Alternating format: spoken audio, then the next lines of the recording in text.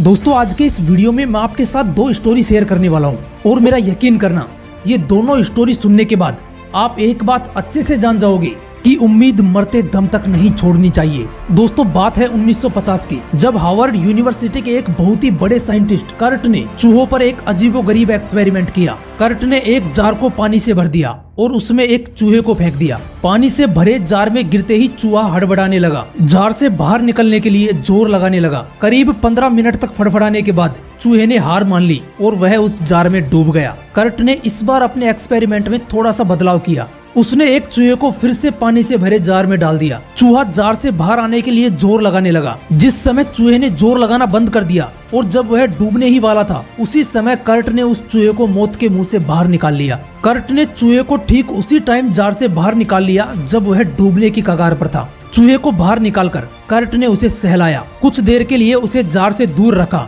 और फिर एकदम से उसे पुनः जार में फेंक दिया। पानी से भरे जार में दोबारा फेंके गए चूहे ने फिर से जार से बाहर निकलने की कोशिश शुरू कर दी। लेकिन दोस्तों पानी में दोबारा फेंके जाने पर उस चूहे में कुछ ऐसे बदलाव देखने को मिले जिन्हें देखकर कर्ट हैरान रह गए। कर्ट सोच रहे थे कि चूहा मुश्किल से 15 से 20 मिनट कोशिश करेगा और फिर उसकी शारीरिक क्षमता जवाब दे देगी, लेकिन ऐसा कुछ नहीं हुआ।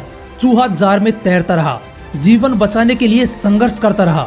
और दोस्तों अब आप ये जानकर हैरान रह जाओगे कि वो चूहा 1 या 2 घंटे नहीं, पूरे 60 घंटे तक पानी से भरे उस जार में अपना जीवन बचाने के लिए संघर्ष करता रहा। कर्ट ये देखकर हैरान रह गए कि जो चूहा 15 मिनट में हार मान चुका था, वही चूहा 60 घंटे तक कोशिश करता रहा, लेकिन हार मानने को तैयार नहीं था। कर्ट ने अपने इस एक्सपेरिमेंट को नाम दिया द होप एक्सपेरिमेंट।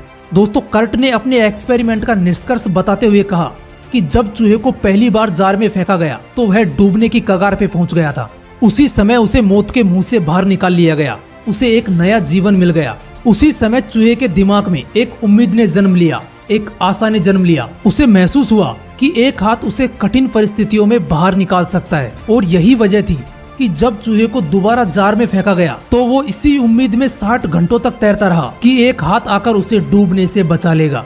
दोस्तों ये छोटी सी कहानी हमें सिखाती है कि कितनी ही कठिन परिस्थितियां क्यों ना हो, एक उम्मीद बनाए रखना और आखिरी सांस तक कोशिश करते रहना। दोस्तों ऐसी ही एक और कहानी है। एक घर में 5 दिए जल रहे थे। एक दिन पहले दिए ने कहा, इतना जलकर भी मेरी रोशनी की लोगों को कोई कदर ही नहीं है। इससे बेहतर तो यही होगा कि मैं बुझ जाऊं। वो दिया खुद को बेकार समझकर बुझ गया। वो दिया था उत्साह का प्रतीक। ये सब देखकर दूसरा दिया जो शांति का प्रतीक था, वो कहने लगा कि मुझे भी बुझ जाना चाहिए। निरंतर शांति की रोशनी देने के बावजूद भी लोग हिंसा करते हैं। ऐसा बोलकर शांति का दिया भी बुझ गया। उत्साह और शांति के दिए के बुझने के बाद जो तीसरा दिया हिम्मत का था, वह भी अपनी हिम्मत खो बैठा और बुझ गया। उत्साह, शांति और अब हिम्मत के न रहने पर चौथे दिए ने भी बुझना ही उचित समझा। चौथा दिया भी समृद्धि का प्रतीक था। उत्साह, शांति और हिम्मत के न रहने पर चौथा दिया भी बुझ गया, जो समृद्धि का प्रतीक था। सभी दिए बुझने के बाद केवल 5वां दिया